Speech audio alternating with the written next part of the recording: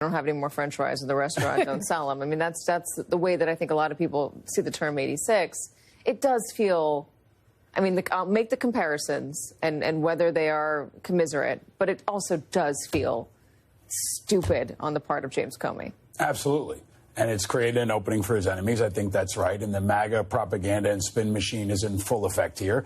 And it's actually having a larger political impact, which is it is intimidating and scaring people from speaking out against Donald Trump. I mean, the Secret Service is going to be really busy if this is the standard now, because 1/3 But of is it Facebook only going to be the standard for political problems of Donald Trump? He sees James Comey as a political enemy. I mean, it's not going to be, I doubt it's going to be Joe Schmo on Facebook, but if it was Joe Schmo, who happened to be a former member of the administration, who said 2020 was a fair election.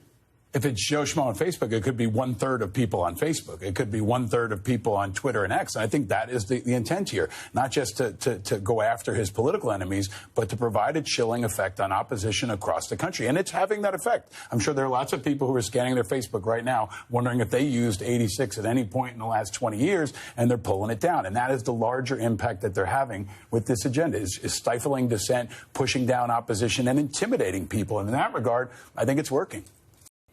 I struggle with the dichotomy. I know I shouldn't. I know I get it, but I struggle with it. Why are the rules different, always different for him? Why is the standard always different for him? Well, they shouldn't be, but what he's successfully done is created a more dangerous environment for everybody, to include Democrats. I mean, Nancy Pelosi's husband got attacked by a guy with a hammer. Every political leader is at risk now, and I think that's the larger atmosphere. The threat of political violence is significant for any elected official right Steve now. Scalise. And the Secret Service is going to be very busy, and Trump continues to raise that threat and increase the temperature instead of bringing it down. It's also the 250-year anniversary of the Army. It's Flag Day that happens to fall on his birthday, and the administration and President Trump are saying that this is a celebration of the military, a celebration of our men and women in uniform. Then make it that and don't do it on his birthday.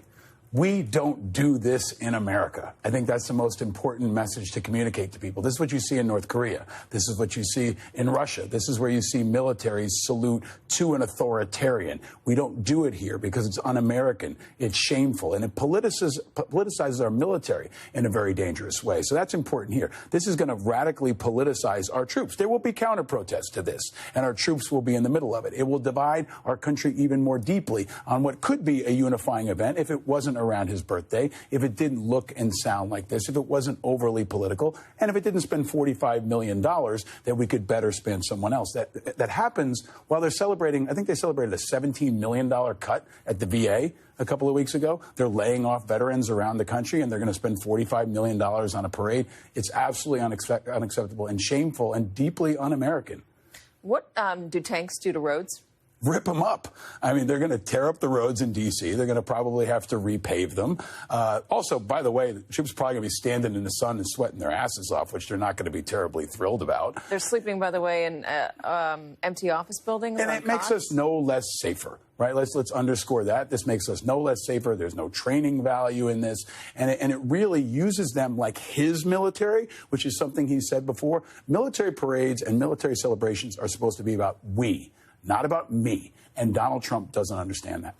And celebrating the 250th birthday will receive special access to a military parade and other festivities. So it'll also be a donor event as well. Yeah, so the White House is for sale, and so is our military. You get a tank, and you get a tank, and everybody gets a tank. And here's another point. Memorial Day is actually next weekend.